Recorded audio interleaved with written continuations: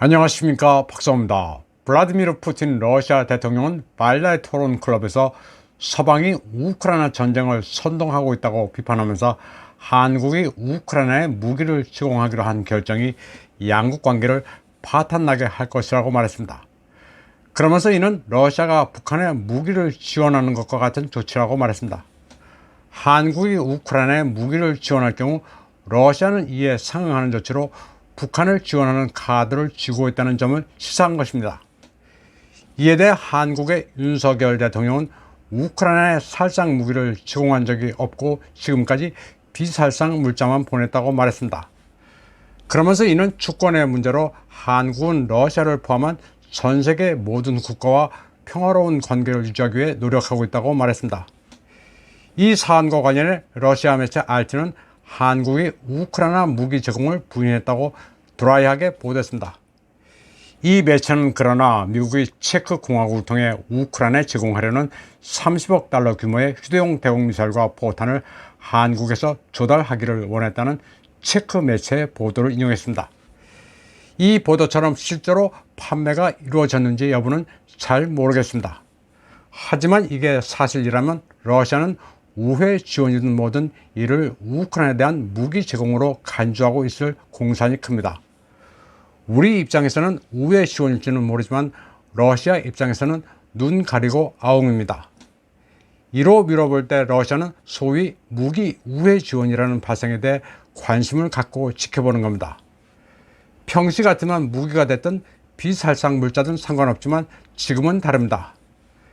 이번 우크라이나 분쟁은 아주 독특한 형태를 띠고 있습니다. 러시아는 같은 민족 간의 비극적인 내전이니 서구가 전쟁을 조장하고 긴장 수위를 높여서는 안 된다는 입장입니다. 현재 러시아는 키예프 레짐뿐만 아니라 사실은 물밑에서 나토와도 싸우고 있습니다. 나토는 정식으로 참전하지만 않았을 뿐 용병이나 고문단 형태로 이미 우크라이나에서 러시아와 전투를 벌이고 있습니다. 따라서 나토 회원국에 대한 모든 형태의 무기 판매에 대해서도 극도로 경계하고 있습니다. 그러나 한국의 정서는 우크라이나 분쟁으로 소위 K방산이 세계에 널리 알려지게 됐다면서 전쟁에 환호하는 이들도 적지 않습니다. 그리고 서구 미디어들의 일방적인 레토릭을 그대로 가져다가 러시아 혐오증을 대대적으로 전파하는 이들도 많습니다.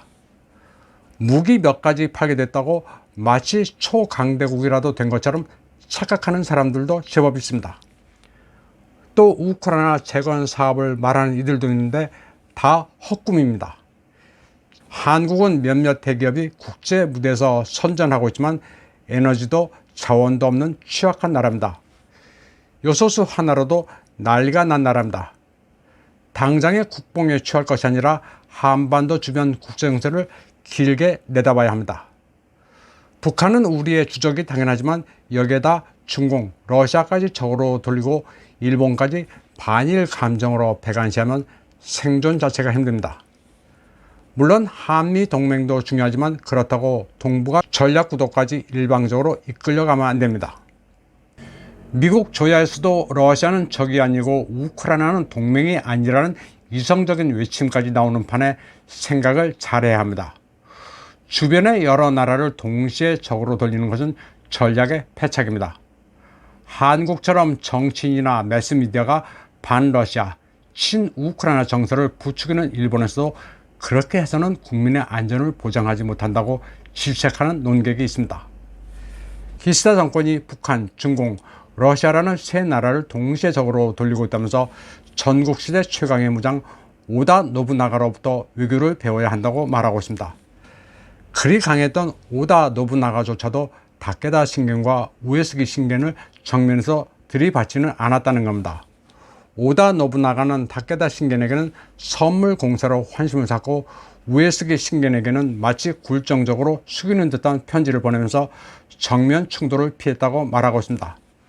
이 논객은 일본을 겨냥해 미사일을 배치하고 영해 침범을 일삼는 중공과 미사일을 상습적으로 날리는 북한은 당연히 견제해야 한다고 말했습니다.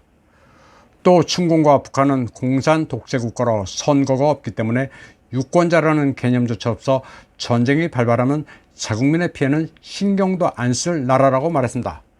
그런데 이 두 나라에 대해 러시아까지 적대시하면 일본은 도저히 감당할 수가 없다고 지적했습니다. 무분별하게 미국을 추종해 반러 정세를 일으켜 핵 보유국 세 나라를 동시에 적으로 돌리는 우를 범해서는 안 된다고 주장했습니다. 블라디미르 푸틴 러시아 대통령은 발다이 토론 클럽 행사에 앞서 우크라이나 분쟁으로 모스크바에 제재를 가한 비우호적 국가들과의 특정 유형의 상품, 원자재 무역을 제한하는 법령을 연장했습니다. 특수군사작전 개시 직후 발효된 대통령령은 올해 12월 31일 만료될 예정이었지만 2023년 말까지 1년 더 연장됐습니다. 러시아 정부는 3월에 금지 품목 목록을 승인했습니다. 여기에는 기술, 통신, 의료장비, 차량, 농업기계, 전기장비 등 200가지 이상의 상품과 장비가 포함됐습니다. 해당 상품의 수주는 유라시아 경제연합, 아파지아, 남오세티아의 러시아 파트너를 제외한 모든 외국을 대상으로 제한됐습니다.